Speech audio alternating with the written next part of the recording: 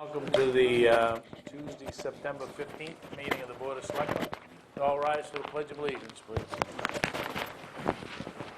Pledge allegiance to the flag of the United States of America and to the republic for which it stands, one nation, under God, indivisible, with liberty and justice for all.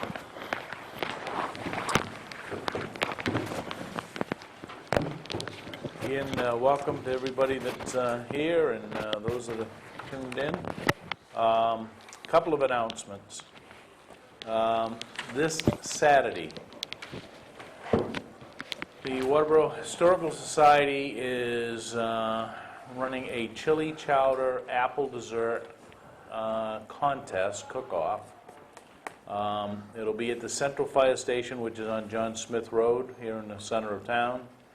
Open to anybody, everybody. There's no entry fee. All entries should arrive between 3 and 3:30. It's chili and chowder. They should arrive hot. The judging starts at 4 o'clock. You only have to bring a gallon of chili chowder. That's right. Okay? Public tasting starts at 5 p.m., $7 for adults, $2 for children under 12, or $2 for children under 12, under 5 is free.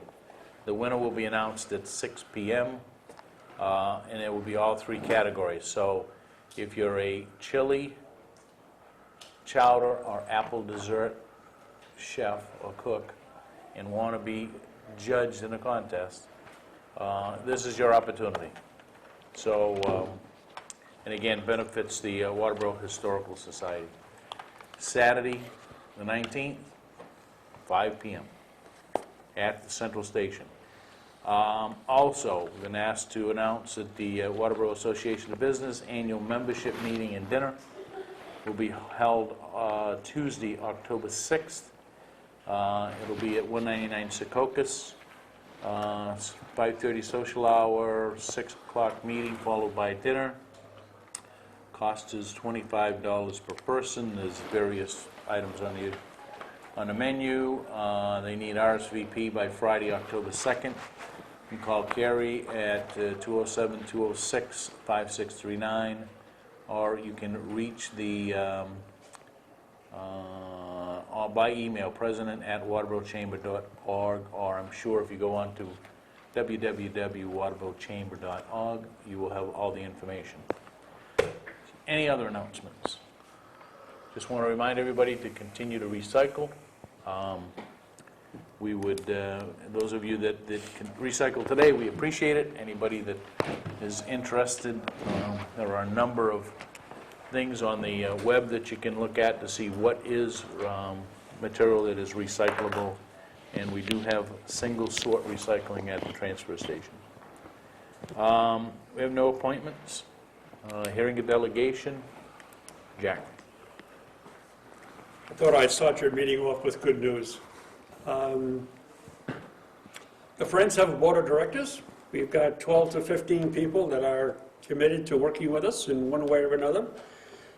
Those that are, many of them are people who've been supporters and working with us and have kind of upped their level of commitment. We picked up a few new souls over the summer as we've dealt with the Eaton Peabody stuff, and picked up a few more that are coming Thursday night to take a look at what we're doing and that kind of thing. So I'm excited, and we're off and running. We've done the reorganization, we've done the wrestling with issues, we're moving forward. We're going to do everything we possibly can to put a referendum on before the voters in June, and to raise as much money as we can. So we're excited. We'll probably be meeting twice a month. We haven't quite got those dates finalized yet, but in addition to that, there'll be subcommittees, one around working with donors, both local and statewide, and the other doing public relations and communications and trying to get the message into people's consciousness in ways that so far we have not been able to do. And both of those are ways in which Eaton Peabody would be very, very helpful to us. We're still tinkering with the letter of engagement from them, but I'm pretty confident that that's going to happen once we change some wordings or do this, that, or the other thing. So that's good news. I'll keep you informed, and hopefully we'll all be very happy in June. At least, hopefully I'll be happy in June. Just one other thing, it keeps cropping up, and it's always a mystery as to how rumors get going around town and they just take on a life of their own. But I've heard several times now that people are thinking that we ought to propose to you to purchase the architectural glazing technology building and put the library in it. I want to distance myself from that rumor as far as I can. It makes no sense to me. They say that their price is $700,000. I know it's $1.1 million to begin with. It's 48,000 square feet. What the town would do with the other 39,000 square feet, I don't know. If somebody else wants to draw up a proposal for you, fine. I'm happy to have them do it, and you can do what you want with it. But I just want to make it very clear that the Friends of the Library have one proposal on the table. Now, how will the referendum be worded? I mean, what exactly will? The exact wording of the referendum, in detail, I don't know. Right now, we'll be working with the board of directors for the new CIP proposal. Okay. We'll wrestle with what we have there is a $2 million bond over 20 years. I'll find out what the interest rates are.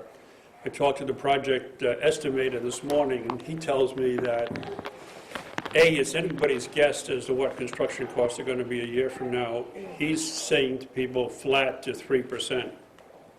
But he admits it's very, very hard to make any gauge. So is that what you're getting at? Yeah, I was just wondering if there was a proposed amount that I know you... We have been working with $2 million bond. We'll revisit that with the board as we redo the CIP piece. Now that I have the newer cost estimate, that's a key piece in us wrestling with that. Now, will you be able to give us figures on operating costs for a new library at the same time? Not immediately. I think I'd be happy to talk with people about that, but Yeah, that's 'cause- very complicated to come up with. And I don't know, there may be professionals who could help us to do that, but how you figure out what Well, radiant it's just heating... that I've just heard a few people say that, you know, a new library would be nice, and they really do mean it, but on the other hand, they're saying, you know, even if we could get the money for the new library, what would be the operating costs? And that might be something that might have them sway against it. Certainly, by the time you get into the spring, we're going to have to be talking about to some extent. But also think in terms of, you know, some people think because they look at the strategic plan, they think we're going to have all those things when we open the doors. Well, we're not going to have all that stuff when we open the doors. That's a projection into the future. So we're not going to have 35,000 volumes the day we open the doors. We'll have whatever we happen to have. I think it's 22. And gradually, as budgets allow, that will increase. Gradually, you know, we'll be able to tell you how many computers we're going to have. Yeah, I guess it's just, I guess I'm just trying to, like, kind of give you a word of advice that, you know, when you put it on the referendum, people will start asking you, even if they don't think the $2 million sounds like, you know, a bad deal for the town. Well, Yeah, I think that's a very legitimate question. I'd have to talk to people about how close you can come to really estimating. I mean, how do you estimate the difference between what we're heating now and radiant heating? Maybe there are pros that can tell me what the heating bills are going to be like. I don't know. And one of the things I did is started looking into that more on a very, very general level. And that's one of the things with this architectural skylight rumor. One of the areas is the operating costs of that would be incredible for a library to do in staff, to staff it and to heat it and to clean it. And so that's one of many, many, many reasons why that wasn't pursued at all. But the design of the new library is designed so you can have it fully open with a minimal amount of staff and about the same amount of staff that you have now.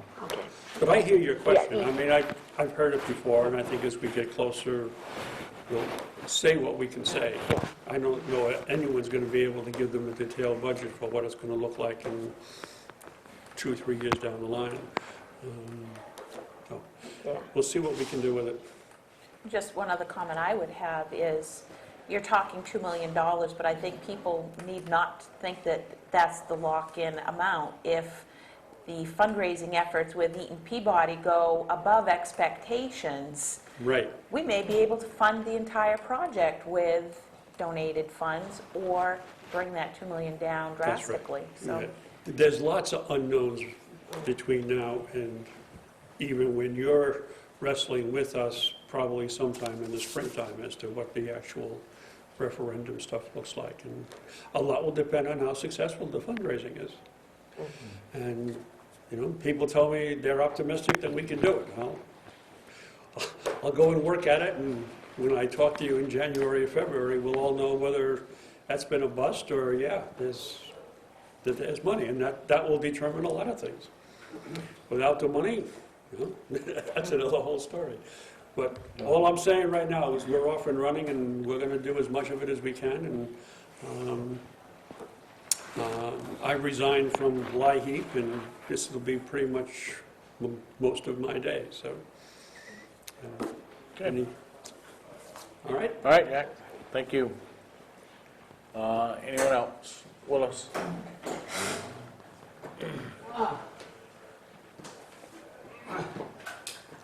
Well, I'd like to report about a meeting we had last Thursday. I saw that you folks couldn't make it. I thought it was a well-attended meeting, and it went very well. But before they had the meeting, we had a meeting of the recycling committee in there, and there's been a complaint that Kevin has had of out-of-town people coming in and getting some of our recyclable material and selling it to other places other than Maine. And he says, well, he said, until we get some sort of a ordinance, they can do it. And I know you've been supposed to be working on that, and I wonder where it is and what's going to happen. Because it's too bad if we get this to being done, and there shouldn't be, because that's what we're supposed to do. Is everything's supposed, from this town, is supposed to be going in there. We're going to have the ordinance. We, Nancy and I talked yesterday, I think it was, Nancy, right? That, you know, Clint and I have kind of been passing this thing back and forth. I think he gave me the last draft of it. So at our meeting, transfer station meeting, a week from Monday, we will have that in a final draft, if you want to call it that, for the committee to look at, so that we can then bring to the board and go from there. Another thing that I think we should do, I think we should be doing something about getting this other compactor in there. If we can't do everything now with the money we have, I would do what, put your balls in and put your pad down for the compactor, and then if we need more money in next year, well, we do it, but something should be done. Yes. Done that. Another thing, I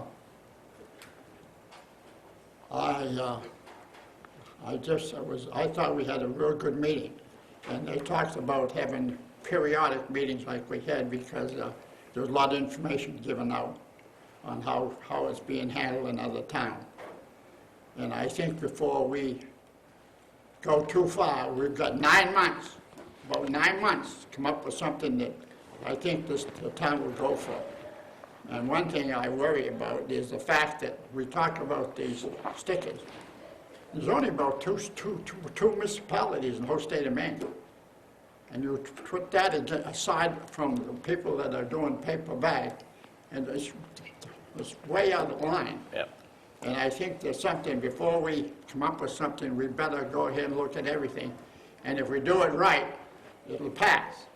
But we gotta do it right. And that was mentioned by somebody at the meeting, and I think that's what we need to do. But if you have the stickers, somebody's gotta be at that station, that point where it goes into the hopper, They gotta be right there every minute. He can't be somewhere else doing something else. He's gotta be right there, because if you don't, and then there's different size bags.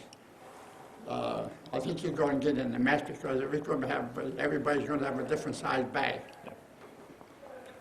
Yeah, there's got to be a lot of logistics worked out if that's the approach that they go to, Thank you. but I agree with you, Willis, we need to explore every No, alternative. that's right. Thanks, Willis. Anyone else?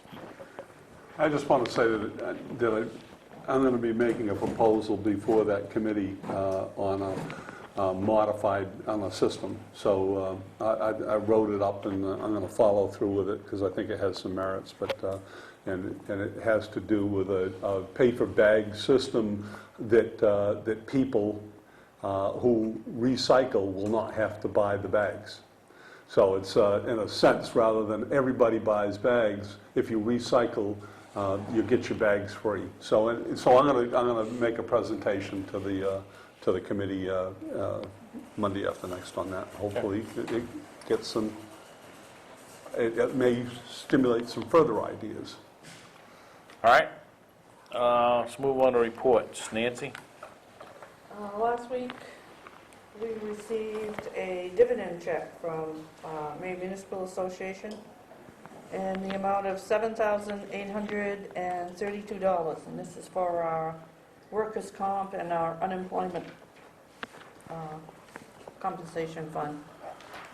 And the bids have come in for road salt, and they weren't too bad. This year, it is $67.50 a ton to pick it up, and $67.69 a ton delivered. Last year, it was $67 even pickup and $67.82 delivered. So it didn't go up as much as what we had anticipated. So they deliver that for 19 cents a ton, They want the business. evidently. Certainly, we can't be picking up and hauling it at that cost. That's what it is. And it went again to international salt. Okay. Anything else, Nancy? That's all I have. Selectmen? Anybody got anything? I just want to mention, as most people have probably seen on the news, county laid off 26 employees yesterday quite rapidly. And one of the casualties of that layoff was Sean Sanborn, our contract deputy. Nancy has had some conversations with the sheriff, and those are going to need to continue. We'll get another contract deputy, however, it won't be Sean. His position was let go. Yes, they were, the deputies were let go based on seniority, and 7 patrol deputies were let go. So unfortunately, we have lost Sean as our contract deputy, and I personally want to thank Sean for his service to the community. He's done a tremendous job. A lot of people in the community got to know him. He was very well liked by the businesses. He had a very aggressive stance on crime, but he did it in such a way that it was very well done, and he was very well received in the community. So I just want to thank Sean for his service, and I wish that the circumstances were much different. Yeah, I hope that that he can get back on, because they're missing a real good policeman with him. So I hope in the near future something works out, that we don't lose him. All right, anything else? Something's got to be done at the state level to get us out of this mess. Yeah. Something's got to be done. We don't rely on our man up there. Well, I think we all know, we're waiting for the next shoe to drop, which is going to be, by the way, if you want to restore all those positions, the municipalities in York County, you got to come up with $1.2 million. So, Can't do it. That's too much. anyway, that's for more discussion, I guess, at some point. well, some discussion will occur Thursday, 4 o'clock over at the Sanford City Hall with the York County delegation and York County Commissioners. I don't want to cause any rumors, but is it true that the commissioners are off on some boondoggle with their families at some, They had their annual conference up in Rockland. oh, It's Samoset. They All pay right. their own way? Negative, course not. that's a budgeted item. Oh, good, so next year we get to go boondoggle somewhere if we want? Yeah. all right. The islands. Any committee reports?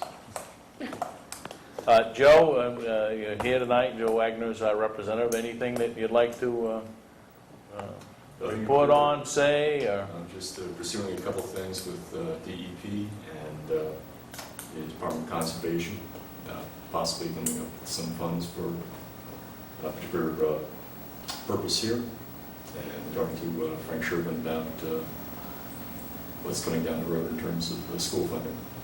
So, Yeah, that'll be an exciting we're time. thanks. All right, well, thanks for showing up, and we appreciate you stopping by. And So when's your big boondoggle? Do they send you all off someplace in the... Must have missed that note. Yeah. You missed that memo? Gordon? When Representative Wagner mentioned the schools, it dovetails into the layoffs because the school resource officer from Massabesic High School was also one of those that was on the short list. I think that they anticipate perhaps getting someone else in there, but I'm not sure when that will be. So there'll be a big void in the high school system, at least for some time, until they can, get things going again. One of the things that I personally think was totally irresponsible was the fact that they did this so abruptly without notifying at least the sheriff in this case, so that he would have had the opportunity to formulate plans to ensure that the public safety within the county had some continuity, rather than just basically locking the doors and shutting the computers down so that the guys that were still employed couldn't even access the computers in their car. I think that there's some planning that should have taken place that didn't happen, and I think those are questions that perhaps need to be asked, at this meeting in Sanford. They've known that this had a shortfall. To wait to the last minute and not try to plan, I can't understand it. We haven't, the committee did not have, I got a general letter saying that the whole thing should be looked at, that's all I wrote. The last thing that the sheriff knew was that things were okay until the first of the year. That gave him an opportunity to plan. And then all of a sudden, the axe dropped, far premature of that date with no warning. He was quite literally given a phone call and said, "Can you be in the office in 15 minutes?" And when he went over, he was presented with the package. And I just don't think that that's very good management. For what they're doing there. How many, just out of curiosity, what is the total number of rural patrol? There's now going to be 14 patrol officers left for 15 municipalities that need to be covered. But then you take from that 14, Two? 2 that are contract and 1 that's contracted to the school. So you're So- going to have less than 1 deputy per community. So That includes the investigative division that was one of the primary forces in getting some local tractors back. And one that of can those impact. positions is also a domestic violence grant position, so that's another position that you have to take out of. So that's not 14 people on a shift. That is No, 14 that people is- between Every all the time. shifts, not just Yes. 3 shifts, but so 40-hour week. So you're talking about maybe 3 or 4 people on during a shift, maybe, Well, I don't even think you'll see I don't that. think you'll even. for the whole get that. county. Enough people to do it. And you have a couple of at least one of those deputies that's out on leave for an injury. So this has really put the sheriff's department in quite a conundrum on how they're going to. Now, So- why are Deal they with picking this. on York County? It's because of the way that York County York manage their County funds. is- It's the county manager and the commissioners that have made It is the your, decisions to. they, No, but I'm they, just- They they can't fire are, anybody in Cumberland. they are the people that are They running. can't fire anybody in Cumberland County. There you go. The do jail have a board. consolidation law, when it passed, Cindy, Yeah. the other municipalities planned ahead for the loss of revenue that they were going to see Right. because of the jails, and York County did not. So- And so now, as of September 12th, York County can no longer use the funds that the state is giving to the jail as county revenue. Right. So that has left them with a shortfall of $1.3 million. So, but I guess, we had the only 3 commissioners in the whole state that didn't quite catch the fact that this was going to happen. Apparently, If My they had understanding, used there all might have the- been another county that was a little on the downside on that, but I'm not sure of that. If they had used all that money in the sheriff's department, wouldn't that made a difference? no, because it can only be used in the jail. It cannot be used for patrol services. Patrol and jail, they're looking at them as 2 separate entities. Why can't we put that, and all that money right in that pocket and then have, take the money and put it to the other money, using the other money? Because the jail consolidation law does not allow those funds to be spent on anything other than jail services.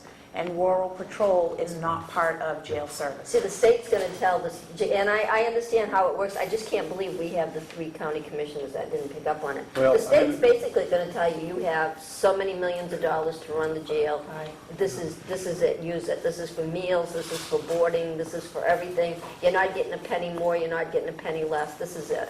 So I'm just wondering, I mean, the other 16 counties seem to understand this.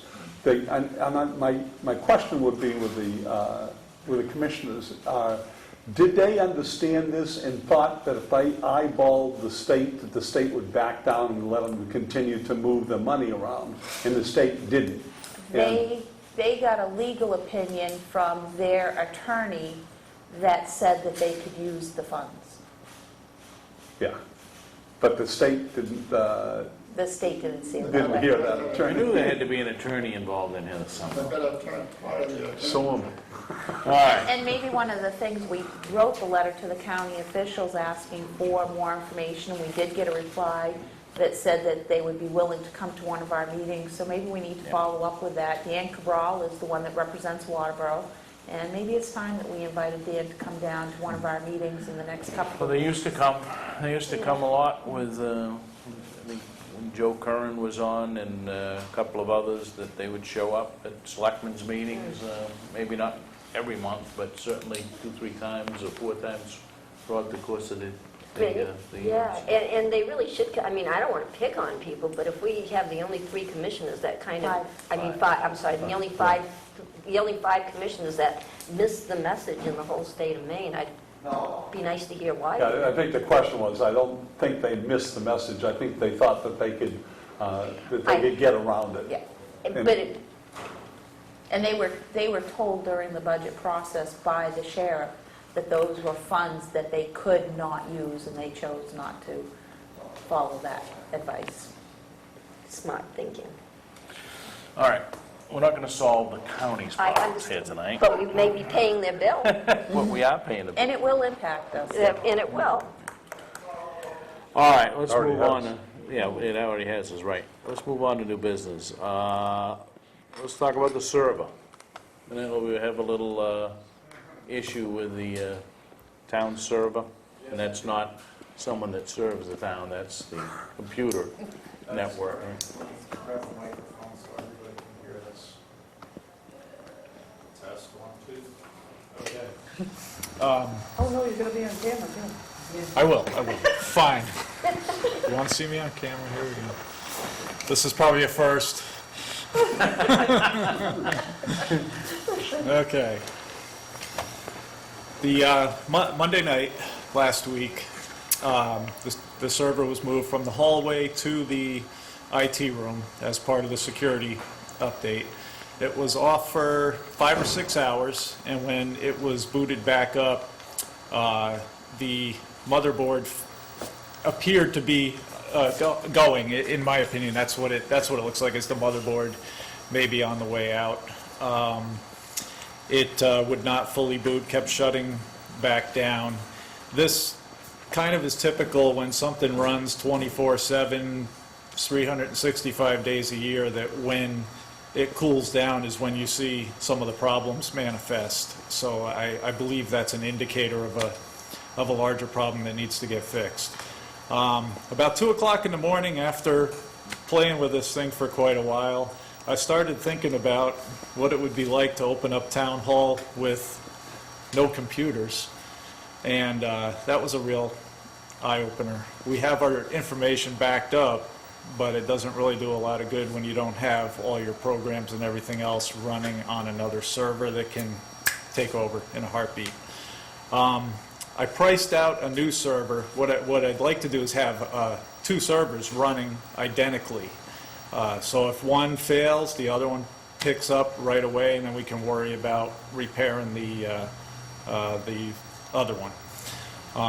I priced out some systems. Dell has something comparable, maybe a little better, more updated than ours. It's in about the $3,500, $3,600 range without government discounts. I also looked at replacing the motherboard and possibly beefing up our old town hall server, which actually is a feasible option too. And considering the limitations of finances these days, I think for comparing $3,600, I think for probably half of that, we could beef up both of the servers and have the old one up to snuff and the new one. Once the old one is up to snuff, that will duplicate everything and be a running, functioning server that we can run the town hall on again. At that point, we replace the motherboard in the new one. Until that point, at this time, it's running. And the way that I got it running was I started pulling the thing apart and piece by piece to see if I could locate the problem that way, to isolate it that way. And it wasn't until I moved the RAID card, which mirrors our hard drives, to a different slot that it fired up again. I actually was able to replug onto the main board and get the operating system up once I realized that all the messages telling me that we had no operating system, the hard drives were empty, et cetera, and it wasn't booting from anything. Once I found out that I could boot it directly off the motherboard itself, I pulled the RAID card and replugged that. That started the process up again. The RAID rebuilt okay, so it's all back where it should be. However, we have a PCI slot that is apparently going or gone, which is an indication that the motherboard has possibly bigger issues. So I guess there's 2 options. One is a brand new server from Dell. You have your 3-year warranty, a much beefier system. It's $3,600, but you can also get it on a 4-year lease where it's $97 a month. So that's not, maybe not such a big chunk in that sense. Short of that, and then we still need the motherboard for the current system. So you're looking at another maybe $400 for that. So I think we probably can get a better deal in the $3,600. That was the price that came up. Generally, you can work with them, especially government. So I think we're looking between the backup computer and the motherboard replacement in the neighborhood of $3,500 or less, or the other option is 2 rebuilds for probably half of that. So I think we just need the authorization to spend up to $1,600-1,700 probably to get both of those going. So, as it stands right now, for this year to to buy a new server and paying $100 a month for 8 months for the rest of the fiscal year. So that's $800, and you save about $400. So you're talking $1,200 to get us through this year and have an updated system, and we'll be paying for it for the next couple of years. Right.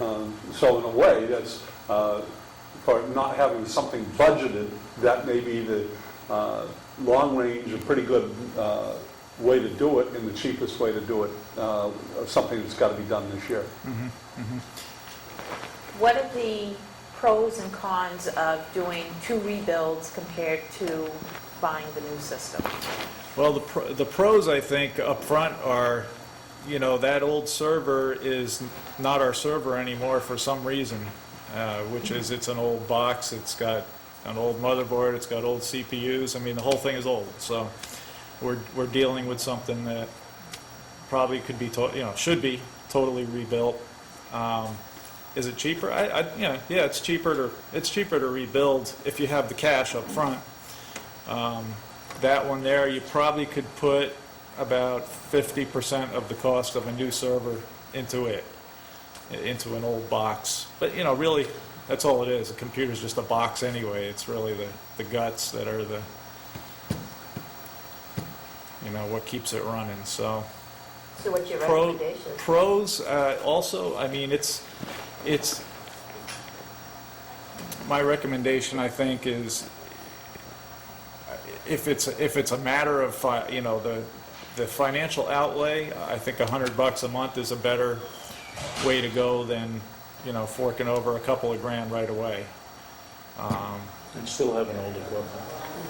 What's that? And still have an old equipment. No, right, yeah, right, exactly. Then If we do, we replace the $100 a month motherboard gives you- and you retrofit the old server, right? Let's say it's $1,600. We still got two systems, Two even though older. one's a backup, that Yep. have limited life left on them. Right. Yeah, I mean, ultimately, all of the pieces of a new system are going to last far longer into the future than what we currently have, so. Isn't it fair to say, Dave, that also some of the software and the operating systems that we have may not function as they should with the older equipment because they were designed specifically for the new electronics that go into that? I've actually tested the Windows Server 03 on the old box, and it does function okay on that one, so I don't think it's that far out of the realm. It's slow, yeah, it's got slower, all the buses are slower, all the input-output on that is slower. So it would definitely slow down the operations in a match of board-for-board replacement. We may be able to upgrade the board at the same time, though, because it is, ultimately, that is just a piece. You know, if we can fit another faster board in there, then, you know, we got a faster system. So. The bottom line is that we cannot afford to shut down computer systems in this facility. So I really think is that you know, get a look at, you know, the long term. Even if we rebuilt, you know that we're, you know, a year or 2 years away from having something in the capital plan to do it. Maybe a lease option, a municipal lease or whatever, through Dell or whomever, might very well be the best option here. This is a lease owned, right? Right. Yeah. Right. Lease by. The other thing too is you know, the warranty piece. I mean, if I'm here, I'll certainly work on them. But if I'm not here, the lease gives you somebody that will come in with the warranty gives you somebody that'll come in with parts and fix it you know, right here I have a question. for a few years. The one that failed, how old is it? The one Not that, the old one, the one that you currently use. yeah, I believe that's 4 years, 4 or 5 years, I'm not. 4 or 5 years. It's a decent system. I think that one's worth fixing probably. You know, I don't see why Yeah, I it mean, wouldn't be. you can certainly fix that one and back up and use it as a backup, right? Becomes the second system, right? Nancy, do we have any funds and any accounts that are emergency type funds that could purchase the server that we need.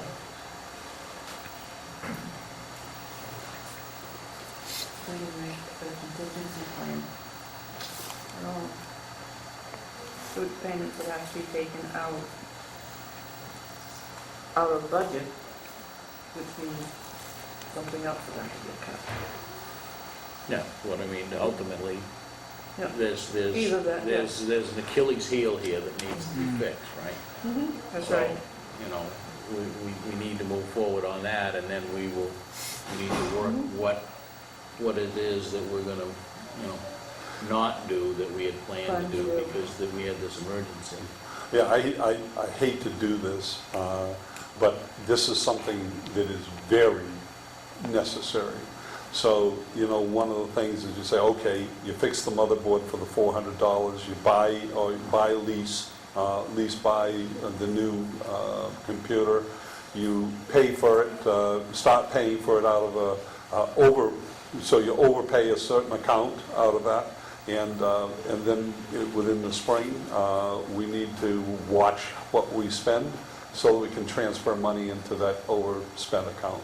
Is So, it- but I think we need to I do guess that. is it, you know, my feeling is that, you know, that David and Nancy put, I mean, I think if you need a nod from the board, that you need to put together a reasonable thing, come in with the bottom line number and say, this is what we need to do. But I think we need to move sooner than later. Yes. Yeah, I think so too. Maybe next week we could have a number that we could vote on and be done with it. You gotta do something instead of just putting a Band-Aid on it. Yeah. So can you guys come back with, hey, this is the proposal, and Yep. even if it's having a lease in hand, ready for us to vote on and approve, and Sure. I think the Yeah, one it's- thing that we need to look at, though, is a long-term replacement plan so that we don't get into this situation again, that Yeah, we need- that we rotate this equipment out how much is Frank has suggested. That, Yep. you know, And I think you got the same issue with the PCs in here and everything else, and I know we Yes. continue to put them in the capital plan every year, and we say, well, you know, that's nice, but we get to town meeting and the funding doesn't come up, and I think some of that stuff we're gonna have to take The up. lease on the server and all the PCs when we upgraded, that is paid off in the last payment's in December. Now, Frank, Just a question, I just don't see the capacity when you've got a crisis going on. Have we ever contacted any of the large companies around here to see if they would let us buy our equipment under their bulk rate? And I don't know, I'm sure Practice Corning used to get things for half price, but we bought 15,000. yeah. I See, we don't- I truly think working there, if I A lot walked of- up and said, hey, can I? A lot of them now, yeah, a lot of them now, like us, we don't own anything. But we're getting So, a government rate. It's Computer Science We get government- Corporation. We're getting the All government lease it rate. from Should them. be replaced It's all outside. We still have Yeah. contract. But- And I- RSU 57 though may have Yeah, a pretty good I pop. think that there are some Yeah, they use opportunities to Macs. look at. Is that 57 They opportunity? don't need real computers. there's also a fellow that used to work at the fire department there, Shane Hutchins, who works for Dell. He's a Dell distributor, I should say. He doesn't work for them, but he is a distributor, so he gets a pretty good rate on stuff. So we can talk to him I think also. you can look around, let's see what we can Is there a pull state of Maine together. contract? No state of Maine contract? Is that we could any access? of this equipment good question. here dependent on the network? Is all Is of, any of this equipment right here This dependent in any way upon the network? no, Okay. no. This is entirely separate. All right, so we're gonna bring something back next week? Good try. Okay. No, we have to. We have to. If that thing craps out, you're gonna I have a know. long week off. And a lot of TikTok residents. Yeah, there'll be a sign on the door, close until further. All right, item 2, schedule workshop with the EMA director on the emergency operations plan. We did not complete that the other night with, actually, we never got to that the other night with Pam. So does Pam have, did she offer up any specific time frame, or do Yeah, we pick she a date? did. She did? No, November 10th through the 19th. Well, November 10th to the I thought she 19th? wanted this done by October. Yeah, That's what she told us, it had to be done before the end of October. yeah. There was a specific date there that she gave. Yeah. Well, that's what she told me earlier.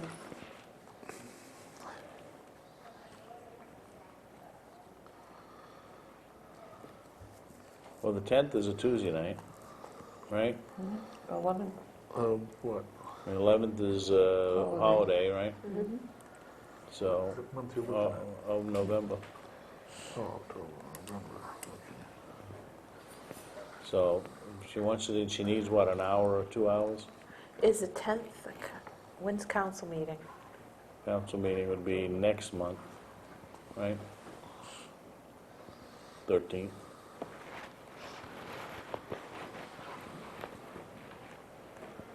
So if that's the week she wants to do it, then it's gotta be the 12th, evening of the 12th. That's Monday. That's No, November November 12th. we're 12th. talking. November Thursday. 12th. So let's Thursday. run that date at her, if everybody's in agreement. If not, then we'll have to, if it is gotta be done sooner than that, naturally, she's gotta come back. Okay? All right, discuss parks ordinance. I think everybody has a rough draft. Any comments? Where do you want to go, et cetera, et cetera. Dennis, Yes, sir. what's that about? This is a parks, and regulation of parks and recreational spaces in the town of Waterboro relative to, Can I get a copy of that? I don't know, do you need a copy of it? I'd like Yeah, to you can- see what the heck is going on. Oh, okay. I Have thought, we run this? I think you emailed a copy because I asked, I don't have anything. Okay, why don't you just take this?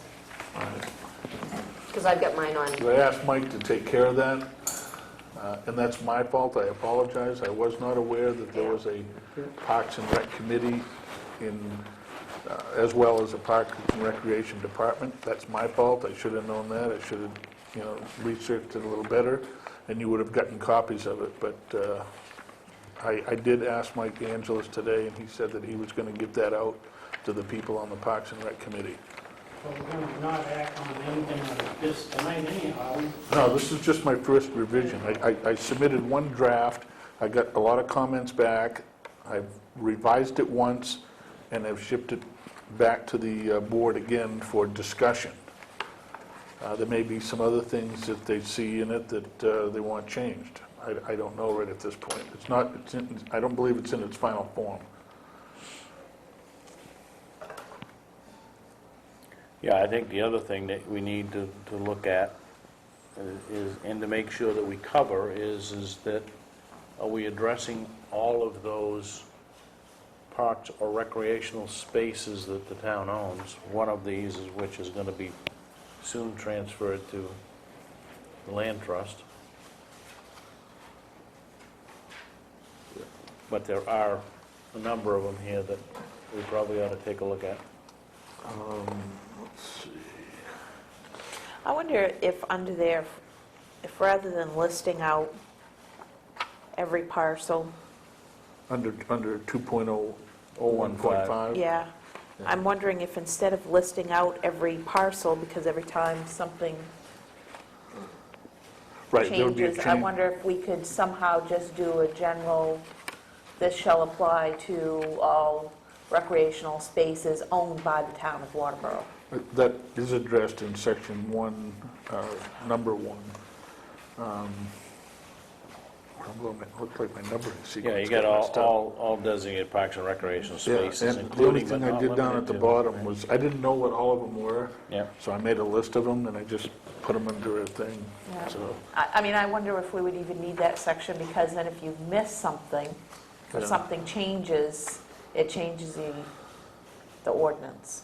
One of the properties on there, the preserve up in Oxley Hill Road, actually explicitly says it cannot be a public park. So you might want to rethink that one. Yeah. that they're governed by its own tenants and stuff, yeah. It's governed by its own, the deed, yeah. Well, this is a good run, and I think we need to, plow it. And Mike has a copy. You said... Yes, it Gordon? was emailed to Mike, it was emailed to the town planner, it was emailed to the code enforcement officer, members of the board, and the town administrator. Okay. I think if Mike and the Recreation Committee goes through this and gives us some recommended, if there's any concerns that they have, and then Nancy and Mike come to us, and there's most of our information. And Mike Christie, I'm sorry, he was Yeah. included. All right. So what are we Schedule- doing with it? Say again? So what are we doing with it? I think we won't bring it back until we get response now from Parks and Rec. All right? And Mike From the committee. D'Angelo's. Mike D'Angelo's. Well, actually, I guess we need that input, right? So I think what we need to do is to put some, Mike has already sent me back some things, which I have incorporated in here. but he needs to go over it with his committee, Right. right, or the committee. And then I think, we need to kind of, if you want to hang a date on not allowing this kind of to take on a life of its own, then we ought to put it, I think no later than the end of September or something that When's we your need next the meeting? feedback. absolutely agree that on 201-5, that we should mention all town properties used for recreation, because the town hall could be is used for recreation, and there could be the fire department could be used for recreation. Yep. You could have, and then there's always the transfer station could be used for racing. So you guys meeting this Monday. month? Rat shoots? Next Monday. All right, so that'll be the first time that most of them see this? Is that your meeting? Not till October, then it's the first Monday in October. Unless he's Okay. holding a special meeting. Unless we're having a All right, special so, meeting. so it would be unreasonable for us to say, can you get your input back to us by the end of September, right? So by the 15th of October, I think, or something, and that, pick a date, I mean, but if we don't do that, we'll be sitting here in March saying, hey, how are we doing with the parks ordinance? We're going to go October 13th. Works for me. Council meeting. October 13th. Good. And Gordon is the focal point on the board. All right, our next goal-setting workshop, Tuesday night? It's fine. Do we open at 5 o'clock for that? Yeah, I might be a little tight, but I think 5 or quarter after, something like that. Okay. Okay. Commissioner Richardson. Somebody handed me a slip here with some proposed dates, but now it's gone, so I don't know where it went. He was coming to October 21st, right? Correct. He cannot make that date. Correct. So what were the dates? You probably have them If- memorized. November 10th and 17th, I believe, are the second and third Tuesdays of November. And with the Selectmen's consensus and permission, I'd like to send those dates back to them, if those work in your schedule. Right now, they probably work pretty well in our schedule, but... So, whatever. That way it won't conflict with election week or Yeah, Thanksgiving. that's the week after election week, right? Correct. Is that okay with everybody? We at least toss those up? Sure. The 10th and 17th. 10th and/or 17th. Or. All right, old business. Property, tax-acquired property. we kind of kicked this around a little bit. I'm not sure we've hung any proposal on it, although we keep talking about it. So I think we either need to step up and say, this is what it should be, and make a proposal or whatever. So what do we all need to know in order to be able to make the decision? And what are the major points of the variables in this? All right, so we have an ordinance. The ordinance is very, one page now, right, or a couple pages that give us, in essence, pretty wide latitude of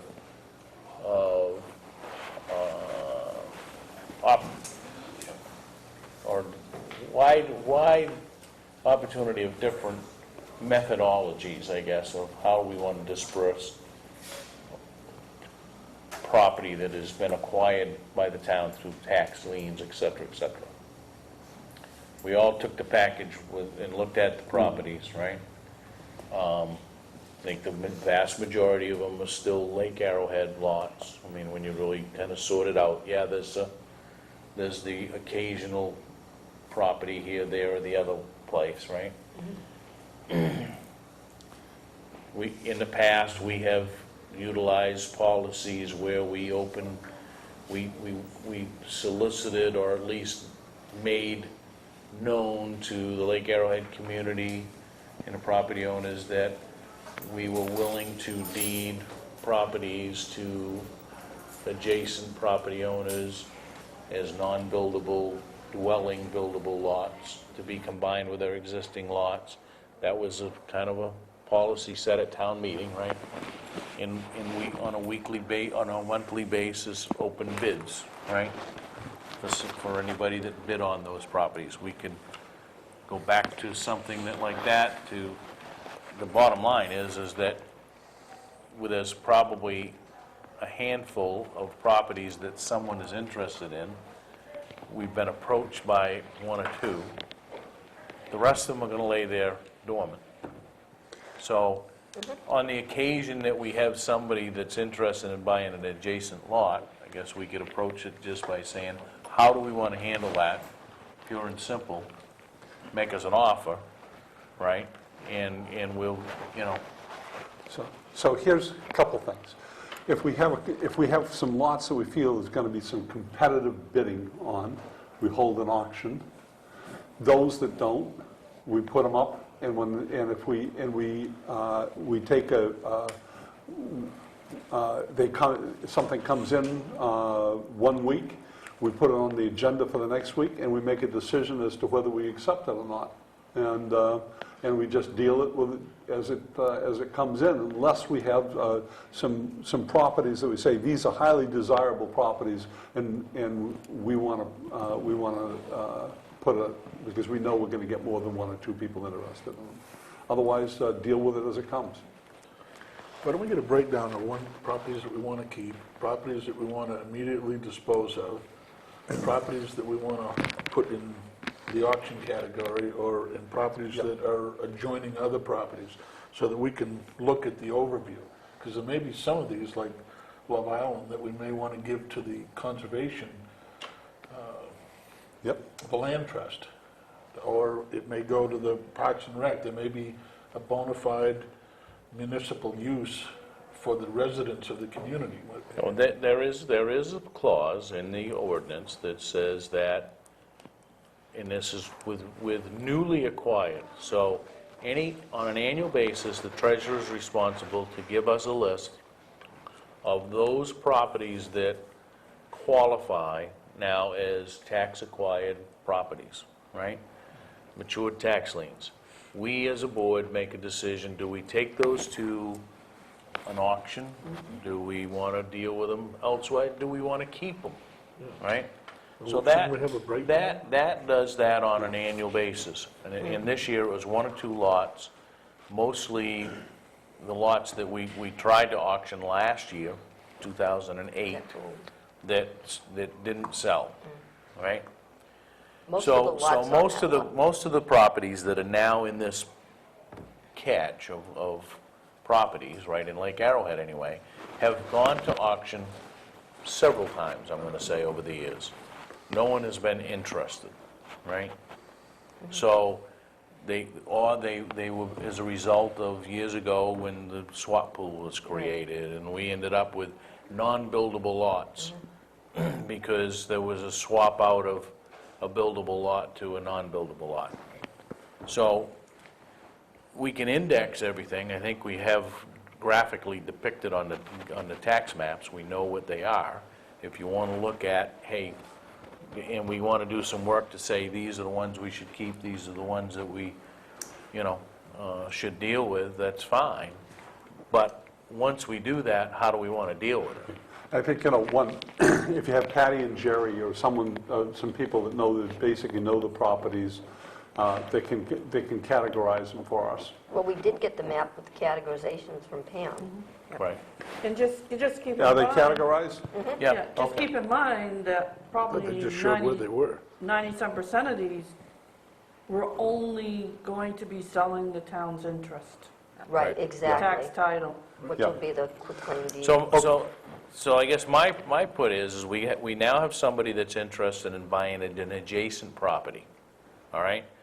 Right now, we have no policy that we would say, make us an offer as long as, I guess they can make any offer. It's not, it's what we have a number that became a dead number, right? That said, up until this point where the town acquired the property, this was what we had in it, which was the past due taxes. Is that the number that you want to offer it for? Well, a buildable lot in Arrowhead right now, you probably, I don't think there's 10 buildable lots in that whole no. list. So, but I'm just saying, even if there was a buildable lot in Arrowhead, chances are it wouldn't be worth more than $6,000 or $7,000 for a buildable lot. And I think most of these are $400 or $500 in back taxes. I think I was the one that wanted to see the overview of all of the properties when we started talking about this. And it's pretty eye-opening when you look at this list of how many properties that the town has. And I don't think that the town should necessarily be in the business Real of estate being business. property owners for all of these lots. I really would like to see us try to move as many of these lots as we potentially can, particularly with the Arrowhead lots. I think one of the things that we could do is offer them to the abutters at, enough just to make up what's owed on the tax lien. That does a couple of things. Number one, it gets it out of our hands. And we aren't looking at this list year after year after year. It's done. The other thing that it does is it gets it back on the tax rolls. Might not get a lot of tax income from it. We're going to get a little bit from it, which is more than what we're getting right now. And as you look at all of these properties that are on here, now maybe in the grand scheme of things, a little bit here, a little bit there might add up to a little bit of something. Enough to buy a new server. Yeah, enough to buy a new Enough to buy a server. new server. So personally, I would like to see us move as many of these lots as we potentially can, understanding that some of them, majority of them are just going to be the quick claims, and maybe trying to get, give them or purchased by the abutters. Should we make an Maybe- adjustment And in the then price? maybe to add to that, because right now, if John and I, if there's a lot, and we know the town owns it, you don't buy it, I don't buy it, the town's not gonna do anything with it. Yep. Maybe you need to say if we're offering it, and then the possibility of it going to auction next August. I think a strategy could be that, especially with the Lake Arrowhead lots, which are all of those 40 series maps, right? That we make another run at, and work through the board up at the Lake Arrowhead, that the town is making an effort to move properties off from the town's rolls and back into the tax rolls, and we would entertain selling adjacent lots. I think we put a time frame on that, and after that, I think we say we're gonna take this whole lock, stock, and barrel and run another public auction, if need be, where we've got 200-300 lots that we're gonna auction off. So if we get letters out to the abutters saying that, that we will sell adjacent lots at a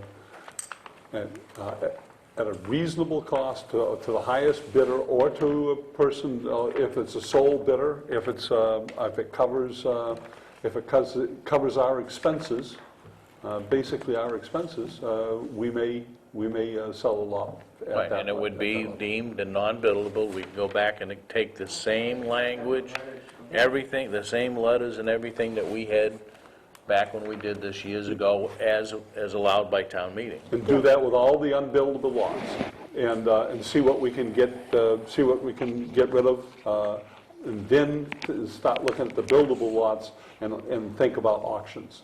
And while it might be unbuildable for somebody just to go and purchase it, if an abutter buys it, it might give them enough room to put up a garage or Oh, yeah. storage that they don't necessarily have the room to do on their own property now.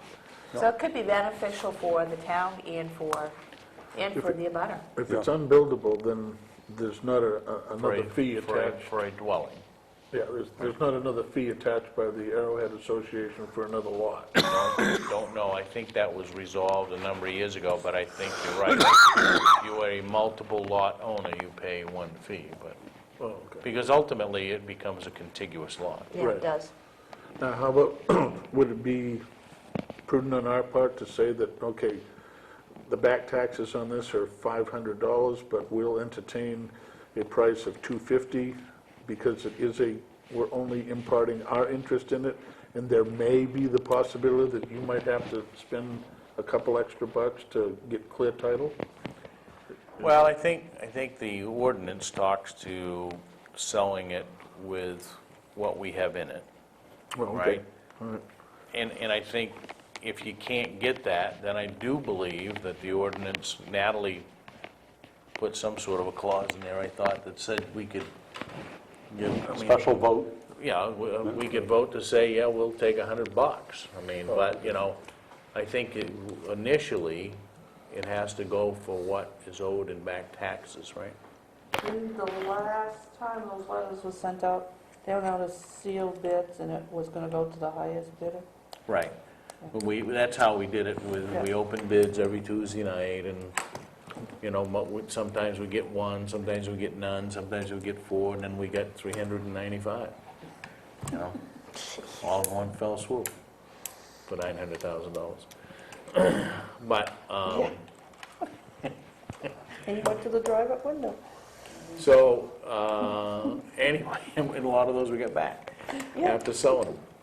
So, I think we really got to be a kind of a twofold approach, is let's make an effort to give the Lake Arrowhead residents an opportunity to expand their lots, right? That the only real competition you become is when you got one that is adjacent to two different people, Right. and there's an interest by both. I don't think we've seen that in a lot of instances, but, I think that the last time that I did, I think because I did all the research and we specifically sent them to the abutters, I think we included a minimum bid, which was the amount of taxes due. I will make a motion that we get letters out to the abutters of all unbuildable lots, and that in that letter, it will state that the town is anxious to sell these lots to the highest bidder or the person who will cover the town's cost in the lot, which may include past taxes, et cetera. I'll second that. I just got a question. If you have two people that want the same lot between the two of them, is there a provision in the ordinance that would allow the purchase of that property to be divided between the two, and they can split the lot so that each could have half of it? No, because it's a subdivision. Can't subdivide. Right, can't Now, you're going to see subdivide it, lots so- in there too without any abutters You because can't, of the way right. the lots are. Right, so you- There's going to be quite a few lots without abutters Right, I too. understand. And then we deal with those next, And but I I think we think, you deal know, with if we those kind in of the next way. But let's- systematically let's see if start we can looking at them. stimulate something Yeah. here. You've got basically everything that we just talked about, right? You need any other clarification, Pam? All those in favor? Opposed? Right. Yes, Bob? And as a point of information, we have a lot down there, which I hope it's not going to be sold or hasn't been sold, that Parks and Rec had years ago, that was used, we kept it so that it would be a boat launch if necessary. Yeah. So is that lot still there, or I hope it hasn't been sold by anyone? I don't know. You know the I guess lot number on that? if you know, or somebody has a record of what that was, then I think we'd look at it, but that typically would have been a lot that would have gone It's right on the water. through a number of iterations, right? And we would have made the decision not to sell that lot. Do you know where that lot is? I don't remember, for God's sake, it's 15 years ago. And we haven't used it yet? No. Well, probably because we haven't We might developed use it it yet. for a boat launch. Right. I mean, people knew that it was there, maybe they'd use it. Well, I mean, certainly, I guess, we certainly have plenty of time and opportunity to, if somebody can remember what lot that was, just bring it up and we'll take another look at it. All right. Let's deal with the next item. Task force that we talked about. They kind of made a pass at this. It doesn't have a lot of structure, but I guess it was a little bit of, hey, where do we want to go with this? And I guess we probably ought to decide, do we want to have a group take a look at this, or do we just want to drop it and move on? I guess where I've kind of gotten lost in this is, I thought initially we were talking about putting a Pre-charter commission? pre-charter committee together, and it seems like it's morphed from that into something totally different. I guess I didn't understand that this is the direction that we were going to go in. I thought what we were looking at was a group to get together and say, hey, you know, here's some ideas on some changes that may need to be done to the charter, and actively engage the community in some discussions about some of those potentials so that we could have a referendum, Well, if we want a charter committee or not. certainly, we talked about that, but I also think we talked about, I'm not sure that you can look at the charter and say, that's the only thing that we're going to look at, and say, is, gee, do we need a charter commission to go look at whether something in the charter should be changed, right? Because aren't we opening this up to say, what is it that we do that ought to be looked at? And that was the approach that I was kind of tossing out here, is yes, it may very well end up in a recommendation that, hey, this board should go forward and attempt to put together another charter commission. Or it's just something that, hey, maybe these are things that we ought to go look at as, you know, operations or structure that we don't need to have a charter commission change on. It's just a matter of management style or something, I'm not sure, but, I mean, I think, and what kind of stimulated that is we talked about Alfred is doing some things with just, you know, inviting people in and talking about, you know, how do you think the town runs, how should it run, and whatnot. So they kind of like morphed into a task force of selectmen, right? And they just invite the public in occasionally to talk to them. So I mean, I think open to do anything or nothing. I mean, at this point, we keep struggling with, yes, we know there's some enhancements that could be made, but we're evidently the only one, the only ones that see it that way. But- Yeah, it's not like there's an outcrying from the public of, you need to do this different and this different and this different. I mean, Could this be done in survey form? And the why I ask is because the University of Southern Maine has some programs where they will actually conduct the survey, and they have their students send out the survey lists and then compile them, and then give you back, the results of that. And they do it as a project in either statistics class or, something else. And it may be an avenue that we would want to explore that might cost us anything that we could get some results on. We did that once, right, with the charter? Didn't we send out things? I think it was part of the Charter Commission that did some of that as part of their study.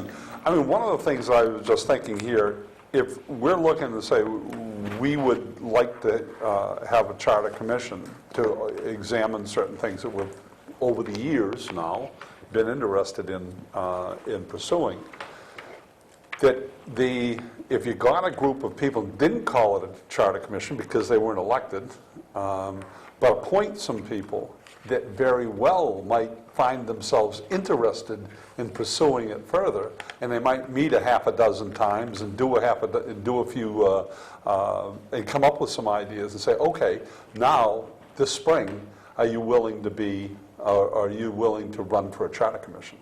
And if you have some people that have done this and they're interested in it, and they get some ideas, and said, yes, I'd like to be on a Charter Commission. Now we've got names of people that we can put forward on. Well, I mean, to Gordon's point, if you went to, I know the Muskie School does it because that's public administration, and if you went to one of the colleges and offered up, hey, this is what we'd like to see, you might get an answer real quick of, is there or isn't there general interest in the community of seeing things change?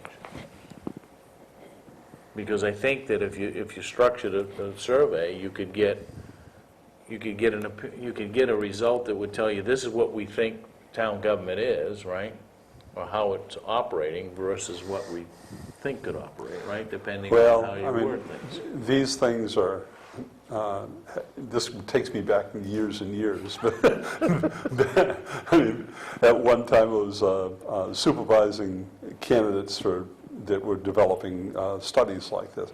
What the hard thing is to determine what it is that you want to ask, and asking it in a way that you will get answers that... But wouldn't that be the role of the no, they got to get it class? from us. Right, but they're gonna. So we have to be very clear on what it is we want, and then how you're going to send it out to everybody. But the issue is that if you had somebody that was interested in doing that, they are going to come and interview us to determine what, I mean, ultimately, I think you can put a broad brush together of what you want to see.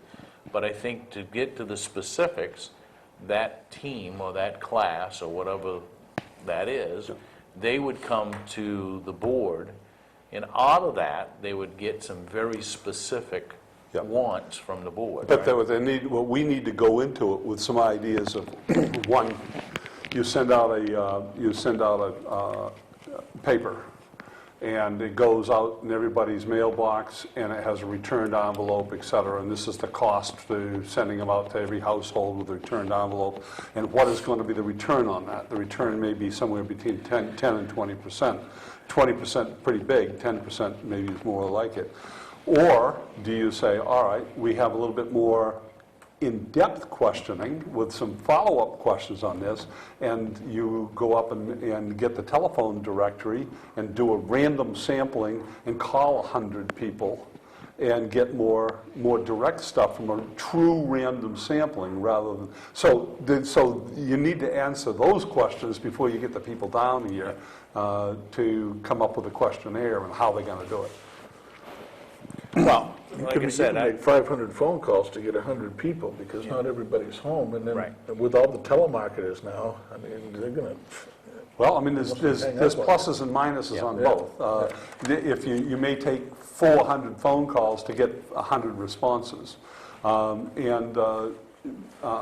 But is that more higher quality than getting possibly 100 responses from sending letters out, or 200 responses from sending letters out, and not being able to get the response that getting what they write, rather than getting a chance to get a follow-up question to clarify what their response was. But then again, on that, then you need to train the people that are making the telephone calls, so they're asking exactly the same questions and know how to follow up on it, and then know how to record it too. So it's not an easy. It has to be quantifiable at the end. I mean, Yes, you it needs to be You keep quantifiable. asking follow-up questions, and now you're changing the parameters of your survey. So how are you going to arrive at, that answer? If you want to measure it quantifiably, if you want to say, what I want to be able to do is take a response 1 to 5 and get a 3.2 average on that, or do you say, what I'm going to do is I'm going to use responses and have some written responses, so you can look and then batch them in a report. So there's all sorts of different ways you can do it, and each one gives a slightly different. One is more quantifiable and is better that way, and the other one is a little bit more meaningful. In the interest of time, all right, because we're not going to solve this, it's very obvious. Do we want to continue to pursue something, or do we just say, let's table it? What's wrong with just getting one person from each committee and seeing if there's any public interest to review the charter, to see if there are any changes that general public people, which are part of the committees now, would review the charter and see if there's any changes that they would recommend to us, as opposed to... Or to make it, I'm fine to with do it like what Cindy just said, and as people come in here, just pass them a form and ask them to fill it out and drop it in the box. Because I don't see Well, quantifiable and all... I don't have a problem with confusing. going to each committee and saying, hey, do you have Give us a somebody that's member. interested, give us a member. And even if it's a one day or one afternoon or one evening workshop, and kind of set the stage that way. I Yeah, like that idea much better. to me, it's so simple. I'm Yeah, I like that too. All right, moved by Gordon to do Second. exactly that, seconded by, so who wants to take the lead on that? Well, let's discuss it first. Well, just explain it further, because I'm not sure I heard the motion. To solicit one person. Representative. From each committee in town Yeah. to come together to discuss review of the charter, Yep. right? And I guess make recommendations to the board whether or not we should move forward with the charter commission, or maybe that group of people say there is no need to do it, right? Why don't we, we all work with different committees, why don't we each just take a couple of committees and talk to the chair of them and see if they can give us one member? And they sit and talk with us? No. No, I think you have I think we have a, to step back. Oh, we do, that's what we're saying, but if we each, I might suggest, maybe having, I don't know if we want to lay this on Tom. and What you need to do, you need a facilitator. I mean, this Yeah, you makes, do. but what you may need to do is to say, here are the questions we would like this committee, you've got an hour and a half or something like this, here's the questions you would like this committee to answer. So rather than, So we gotta come up with a so rather than decide But then you're ultimately, dictating what the yeah, committee should do. No. we can't do that, just say, I look think- at the charter. What if we sent a What are they letter gonna do? to each one of the committees, the chair of each committee, they're all going to be meeting at some Right. time, that says, we would like one member from your committee to participate in a Charter review. Saturday workshop or Tuesday That's right. night or whatever, to get together for a few hours, review the charter, and make recommendations. Yes, that's it, I mean, it just needs, simple, as simple as that. that's really simple. It is? Yes, Are they going to understand what reviewing the charter and making recommendations mean? We lay it out in the letter. Yeah. I don't think it's brain surgery. If nothing comes of it, then it's better than what we're doing now. And whatever workshop it is, then maybe we start it by having a selectman come in and say, this is what this is what you're being tasked with. Here's a copy of the charter, review it, make some decisions on things that need to be changed or don't need to be changed, and leave. That's it. So you've given them some instruction without dictating what exactly it is that they're going to do, and then leave them to do it without our involvement. Being involved, right. And we can contact, actually, it wouldn't hurt to contact prior people that were on the Charter Commission the first time that understand how it worked, and see if any of them want to be That involved would in be it. I think that would be needed.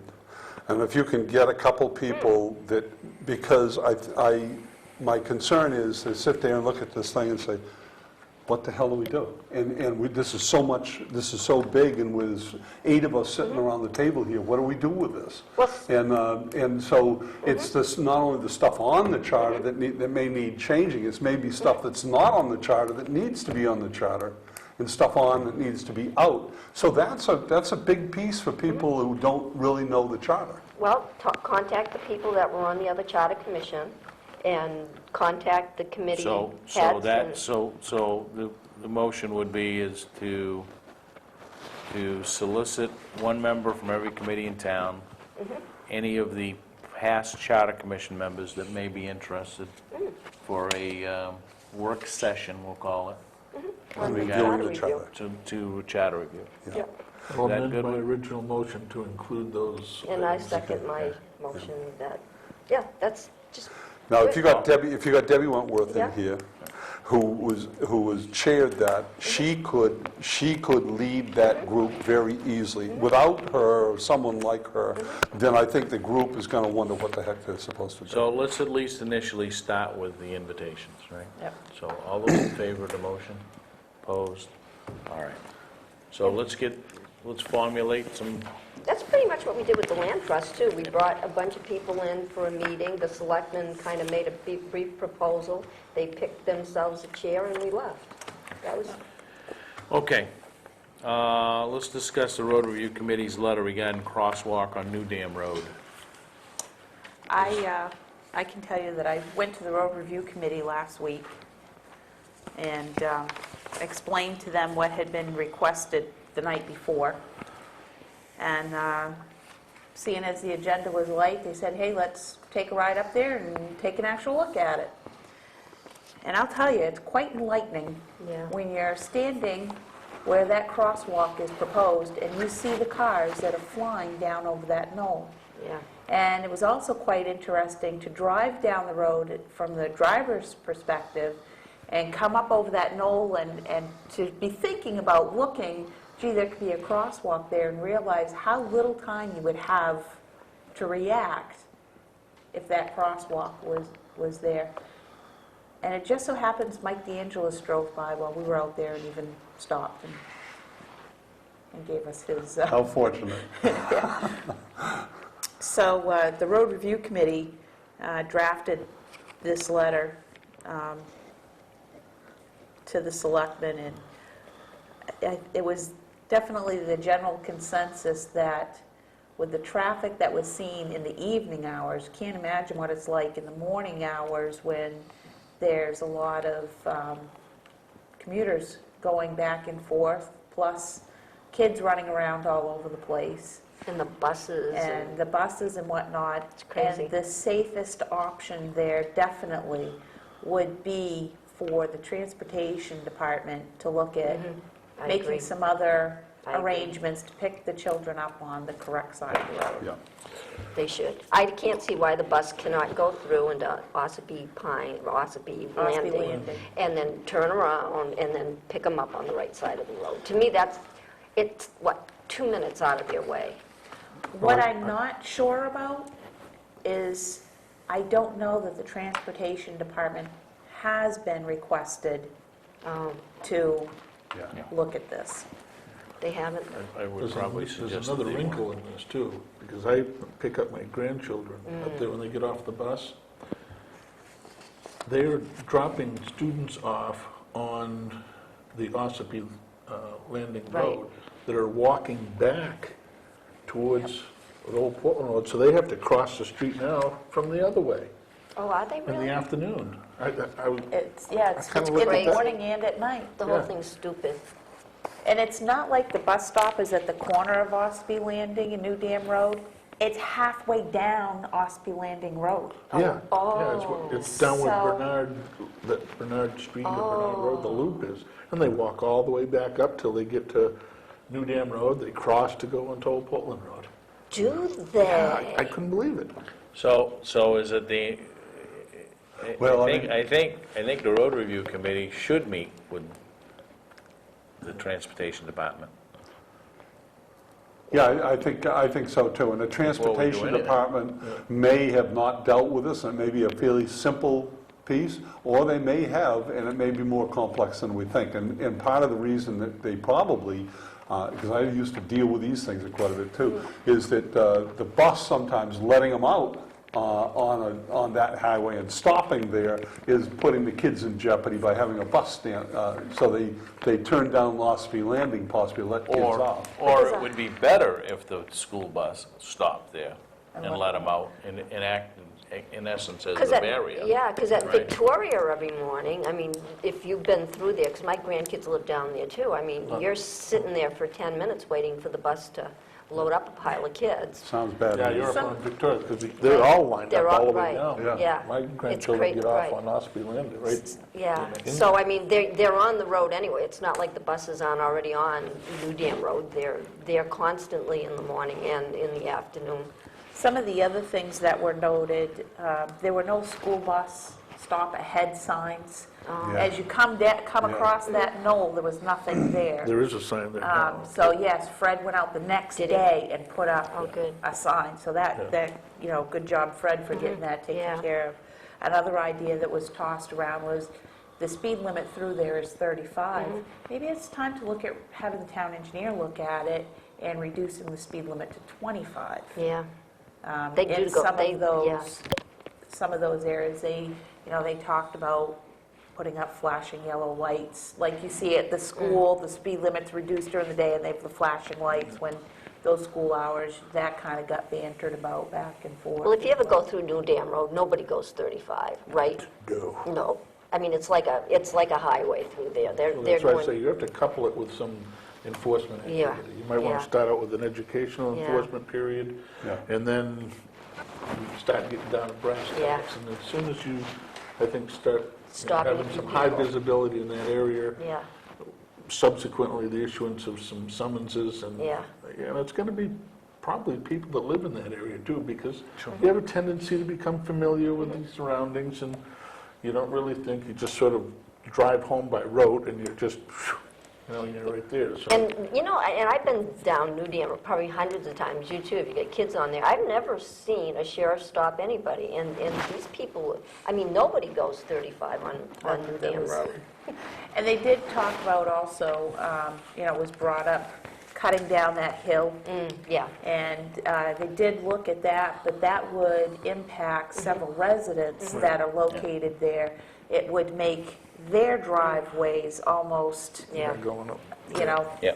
unapproachable. And the thing is, I mean, another dangerous area is the S-curve, because there is a bus stop right there at Park. And, I mean, with cars going fast, like you said, I mean, what are you going to do? I mean, it's not even a matter of the road. I guess they could straighten out the S-turn, but you really need to slow We were traffic going down. to straighten out the S-turn years Yeah, ago and never boy. did. That's why a lot of times they don't have the bus stops there, because it's a dangerous place to put a bus stop on a That's flying where it curve. is. We had Yeah, money and that's where it everything else is. appropriated, and it was decided, leave it there, because that helped slow people down. But anyway, All right, so is the road review committee going to try to set something up with the transportation committee? or- It was, They this may was, need the us. recommendation was going to be not to put a crosswalk there, and that's as far as the road review was going to take it, unless the transportation department, what the hope was is that this would go to the transportation department. But again, I don't think anybody, the impression that I have gotten is that the Transportation Committee has not been approached about changing the bus stop. The first step was to come here and have Oh, okay. the request for a crosswalk. So I think the folks making that request, Should go to the- they need to go to Yeah. the Yeah, Transportation absolutely. Department Yeah. and make the request Yeah. there. Yeah. And if the Transportation Department opts not to do it, then maybe the next step needs to be this letter sent to the Transportation Department, followed up with the road review saying, hey, come on down and meet with us and let's show you what we're talking about. Absolutely. That's good. Yeah, Absolutely. they've got to be given the opportunity to Yeah. take Yeah. care of the problem Yeah. first. Sure. you know. So really, the response to Mike, who is the requestor, is that based on the road review committee's letter to us and findings, is that we recommend that we will not install a crosswalk at this time, and the recommendation is that they contact the SAT 57 Transportation Department. right? Yes. Yes. So can we relay that to Mike? All right, anything else on crosswalks? I guess we've had some other requests as well, right? But we'll deal with those in a, let's see if we can, I guess the response to the lady that called Pam would be the same thing, right? At this time, there's no, right, okay, Contact transportation, then. yep. Okay, other stuff here, vote to sign warrants and bills for payroll. So moved. All those in favor? Vote to sign minutes of 9/1/09. So moved. All those in favor? Discussion of agenda items for next week. Computer update. Yeah. Last year, when WAB had their annual meeting and the selectmen were invited, Yeah. we opted to only come in and sign bills and payroll that night, and then called the meeting, and we joined WAB at their annual dinner. So maybe we Yeah. should have a discussion if we're going to plan on doing that again. Okay. Yeah, what day is that again? It's Tuesday, October Sixth. 6th. October 5th. Sixth. 6th, okay. I think that's, yeah, thank you. Anything else? All right, we're coming in at 5:15 to finish up goals.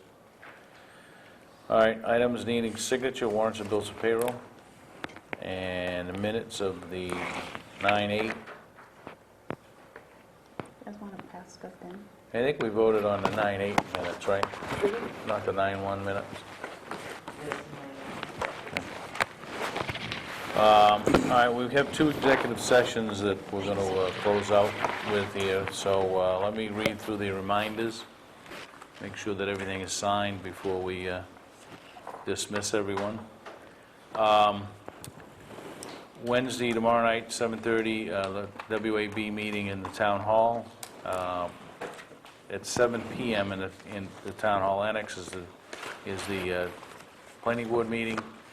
Economic Development Committee at 4 p.m. on Thursday, the 17th, here at the Town Hall Annex. Garden Club, 6:30 p.m. at the Town Hall on Thursday evening. Friday, September 18th, the York County Community Action Fuel Assistance in the town office. You need an appointment. It's from 9 to 5. You need to call York County Community Action to get an appointment. Water Trustees meeting at 6 p.m. on Monday, the 21st. The 12-town group will be here in the Town Hall Annex on the 21st at 6:30 p.m. There is a memorandum from John Sylvester, who is chair of that group, in your packets. Jeff Austin will be here from MMA, State and Federal Relations, will speak about the excise tax and Tabor 2 referendums. A proponent of both referendums has been invited to speak as well. I think we agreed to televise that. So David, you might want to put that on your notes if you haven't done that, so that anybody that would like to watch that, it will be chaired, I believe, by John. He is the chairman of that group. John Sylvester, that is. So, but might be an interesting debate, if, although it's not a debate, it's a discussion. So if you have interest in that. Tuesday evening, 6 PM here, the town, the Board of Selectmen's meeting, and the Board of Selectmen will be holding a workshop prior to the meeting. Anything else? If someone would move to go into executive session, we need Nancy for number 1. I will move that we go into executive session for MSRA 4056A personnel issue. Second. All those in favor?